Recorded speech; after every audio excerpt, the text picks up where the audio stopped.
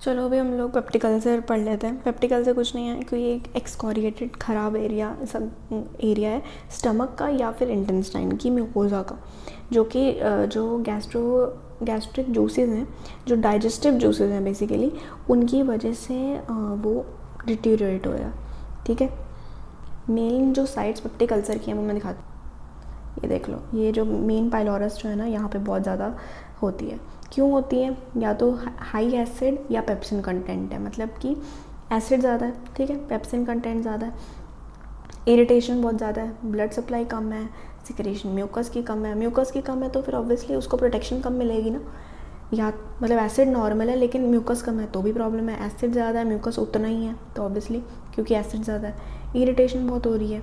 Infection, Helicobacter pylori से infection हो जाती है। इसमें क्या होता है मैं बताती हूँ आपको। अब क्या होता है कि नॉर्मली गैस्ट्रोडियोडेनल म्यूकोजल बैरियर, मतलब जो म्यूकस का बैरियर है वो काम कर जाता है, ठीक है, और जो जूसेस निकालते हैं डियोडेनम, उससे न्यूट्रलाइजेशन हो जाती है। कैसे? जो हमें पता है कि जो म्यूकस, एक तो म्यूकस की प्रोटेक्शन हो गई, सबसे पहले म्यूकस ने प्रोटेक्शन दे दी, ठीक है। दूसरा क्या हुआ कि जो स्मॉल इंटेस्टाइन जो है वो एल्कालिनिटी प्रोड्यूस करती है, ठीक है। इनमें से सबसे इंपॉर्टेंट है पैंक्रियाटिक जूसेस, मतलब पैंक्रियाटिक सिक्रेशन। पैंक्रियाटिक सिक्रेशन कौन करवाता है? हमने पढ़ा था सिक्रीटिन डिओडिनम से सिक्रीटिन निकलता है जो कि पैंक्रियाटिक सिक्रेशन करवाता है।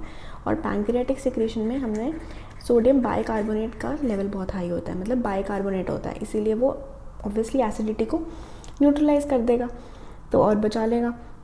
और इसके साथ साथ पैंक्रियाटिक सिक्रेशन के साथ साथ जो ब्रूनस ग्लैंड नहीं होते, उसमें हमने पढ़ा था किस में होते हैं, डिओडिनम में।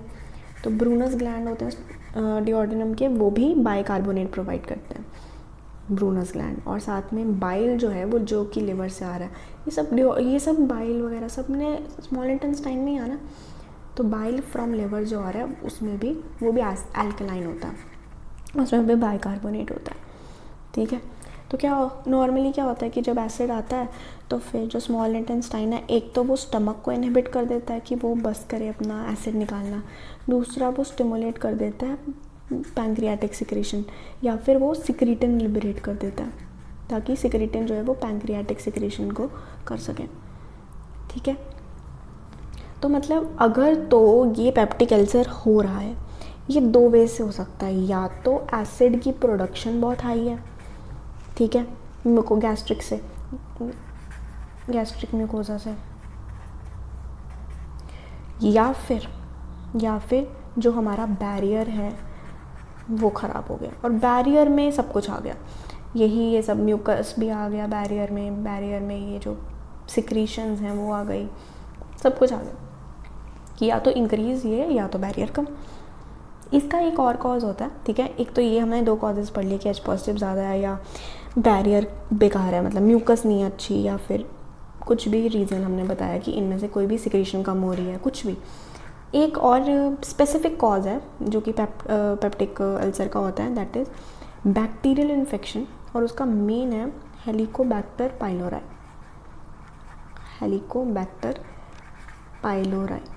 ये है एक बैक्टीरियल इन्फेक्शन। ये क्या करता है कि ये जो म्यूकोजा है ना, म्यूकोजा को वो ब्रेक डाउन कर देता है, ठीक है।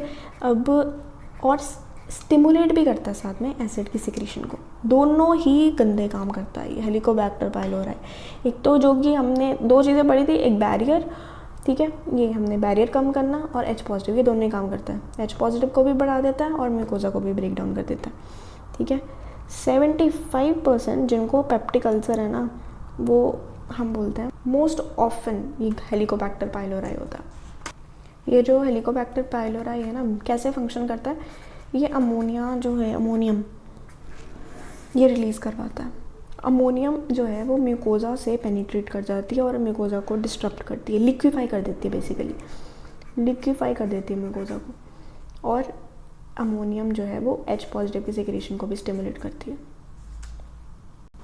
मेनली हम इनको कैसे वो कर सकते हैं ट्रीट, एंटीबायोटिक, अगर तो कोई वो है हमारे पास बैक्टीरिया है तो एंटीबायोटिक दे दो, ठीक है। एसिड सप्रेसेंट ड्रग जिससे एसिड रिलीज कम हो जाए। प्रोटोन पंप इनहिबिटर, हमने पढ़ा है प्रोटोन पोटेशियम पंप है जो प्रोटोन बाहर निकालता है, अगर वही इनहिबिट हो जाए तो HCl कैसे बनेगा, ठीक है, या फिर हम एंटासिड्स दे देंगे, एसिड जो है वो उसका ऑपोजिट वाला ही देते हैं एंटासिड। तो भी पास्ट में क्या करते थे पेप्टिक अल्सर को करने के लिए, वो जो स्टमक है ना वो स्टमक को रिमूव कर देते थे कि लाइक 4/5 जो स्टमक था उसको रिमूव कर देते थे ताकि जो HCl की सिक्रीशन है वो कम हो जाए।